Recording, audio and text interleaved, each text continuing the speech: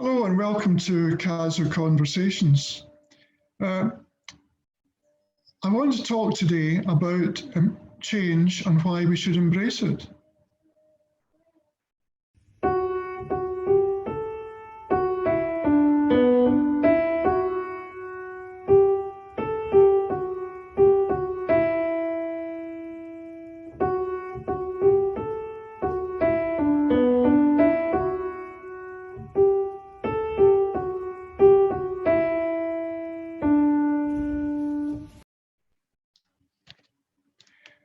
I was in conversation recently with one of my 5 grandchildren, and she was amazed that when I was growing up, we had no laptops, no mobile phones, no computers, not even colour television. Things that she takes for granted as if they had always been. And that got me to thinking about the immense changes which I've seen during my lifetime. And it must seem to my granddaughter as if I'd been brought up in an alternative universe. In my early childhood, we only had one television channel, and it only broadcast at certain times of the day. And I remember the great excitement there was when we knew that there was going to be a second television channel, Channel 10, and this was the start of commercial television, where advertisements would interrupt the programs, advertisements with enticing jingles, such as, "You'll wonder where the yellow went when you brush your teeth with Pepsodent." I doubt very much if that would pass today's stringent advertising standards. We also listened to the radio. I was going to say wireless, but we also listened to the radio much more often, and that was restricted really to 3 main stations: the light programme, the third programme, and the home service. At school, we didn't have the modern technology available as a learning aid in today's classroom, and instead we had a blackboard and chalk. And when we started to learn to write, we dipped our nibs and scratchy nibs into inkwells, and that was considered an essential ability to progress our education. And if you were one in 10 lucky enough to go on to university or college,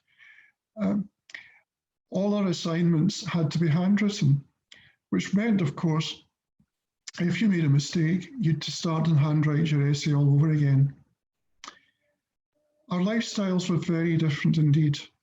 For instance, we had no central heating, and you would waken up in the morning during the winter with ice having formed on the inside of your bedroom window. Jack Frost was very much in evidence. And not for us, the daily showering routine. Instead, in our house at any rate, Friday night was bath night. And there were no motorways, of course, and it took twice as long to travel anywhere compared to nowadays. And I remember my first train journey into Glasgow was by steam train. And I remember the old Glasgow railway stations, such as St Enoch's and Buchanan Street. Also, we didn't have supermarkets, and nor did we have online delivery of the necessities of life. I remember as a very small child being awestruck in many shops how we paid for our purchases. Our money would be placed in a small cylinder which zoomed across the room attached to a wire, going goodness knows where, and returning a few minutes later containing our change. And my goodness, how infuriating it was if the person who was served after you received his or her change before you did.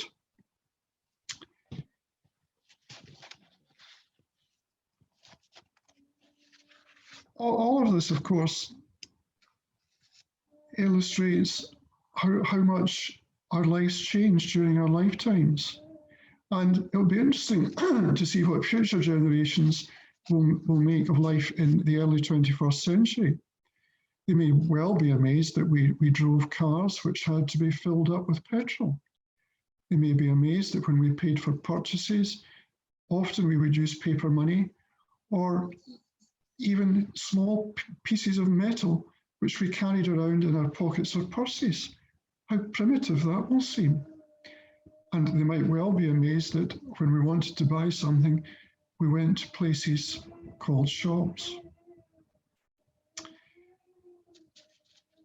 Change is very much part of life, and without change, you can't evolve as human beings. And it's the same on our spiritual journey. If you don't change, you can't develop spiritually either.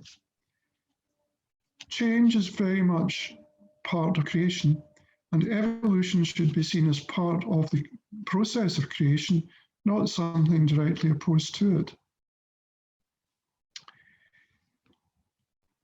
Change is very much part of life and certainly not something that we should fear. In 1847, a Scot, Henry Francis Lyte, who was also a parish priest in the Church of England, composed one of our favourite Christian hymns, Abide With Me, which is sung in churches, sung at times of bereavement, and at football cup finals. And he wrote it knowing he had only weeks to live. It contains the words, change and decay and all around I see, O thou who changest not, abide with me. It emphasizes that God alone, who does not change, never leaves us nor forsakes us.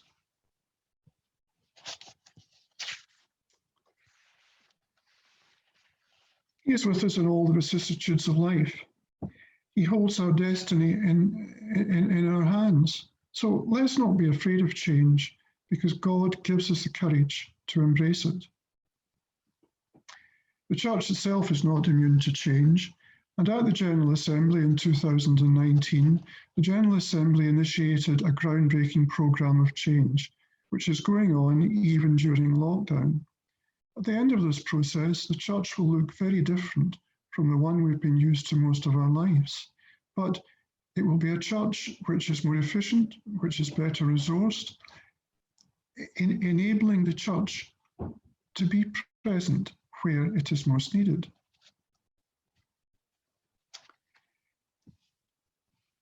Don't let us be afraid of this change, because God will be with us and in the doing of it, and directing us even when we're unaware of it. The poetess Minnie Louise Haskins, in her poem The Gate of the Year, says, "So, heart, be still. What need our little life, our human life, to know, if God hath comprehension?" Let's finish by saying the Lord's Prayer together.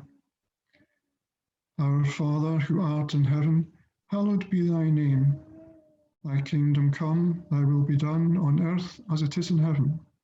Give us this day our daily bread, and forgive us our debts as we forgive our debtors. And lead us not into temptation, but deliver us from evil.